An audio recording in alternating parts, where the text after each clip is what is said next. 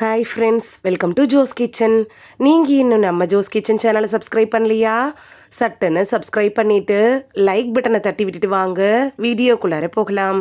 சப்போட்டா சாப்பிட்றதுனால நமக்கு கிடைக்கக்கூடிய ஆரோக்கிய நன்மைகள் என்னென்ன அப்படின்னு தான் இந்த வீடியோவில் பார்க்க போகிறோம். ஸோ வீடியோவை ஸ்கிப் பண்ணாமல் பாருங்கள் ஃப்ரெண்ட்ஸ். சப்பு கொட்டி சாப்பிட தோணக்கூடிய பழங்களில் சப்போட்டாவும் ஒன்று. பழங்கள் எல்லாமே சத்துக்கள் நிறைஞ்சது தான். அந்த வகையில் சப்போட்டாவில் என்னென்ன சத்துக்கள் இருக்குது அப்படின்னு பார்க்கலாம். சப்போட்டா அப்படிங்கிறது பழுப்பு நிறத்தில் பழுப்பு நிற சதைப்பற்ற கொண்டிருக்கக்கூடிய ஒரு இனிப்பு நிறைந்த பழம் அப்படின்னு சொல்லலாம்.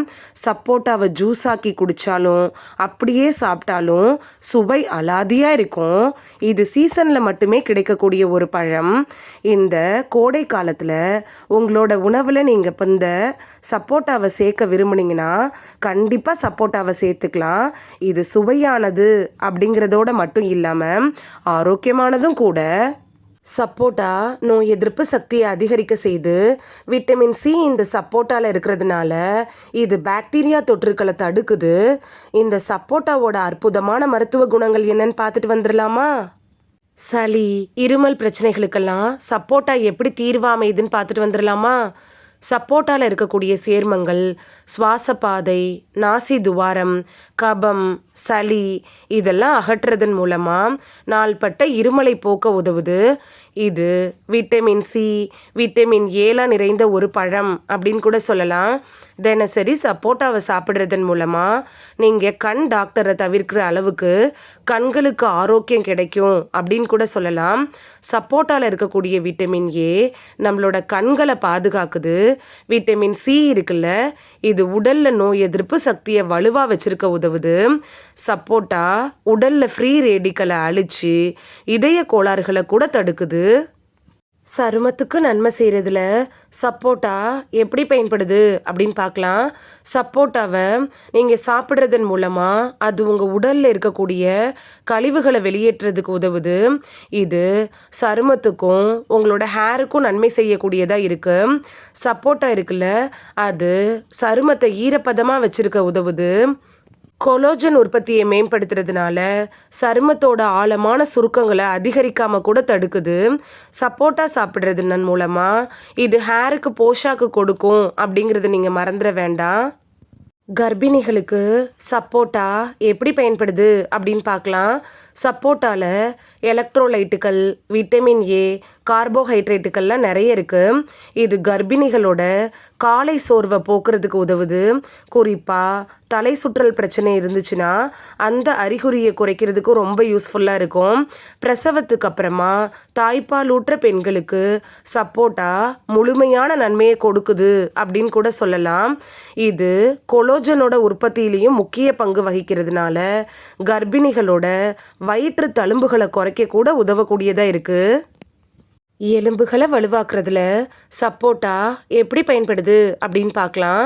சப்போட்டாவில் கூடுதல் அளவா கால்சியம், பாஸ்பரஸ், இரும்பு சத்துலாம் இருக்குது. இது எலும்புகளுக்கு வலு கொடுக்க உதவுது. கால்சியம், இரும்பு, பாஸ்பரஸ்லாம் நிறைஞ்சிருக்கிறதுனால எலும்புகளை வலுப்படுத்துறதுக்கும் நல்லா ஸ்ட்ராங்காக வச்சுக்கிறதுக்கும் உதவுது.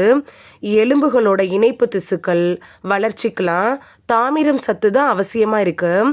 தாமிரத்தோட குறைபாடு இருந்துச்சுன்னா ஆஸ்டியோபொராசிஸ், தசை பலவீனம், குறைந்த பலவீனம், எலும்பு பலவீனம், மூட்டுகளோட மென்மை இதெல்லாம் அதிகரிச்சிரும்.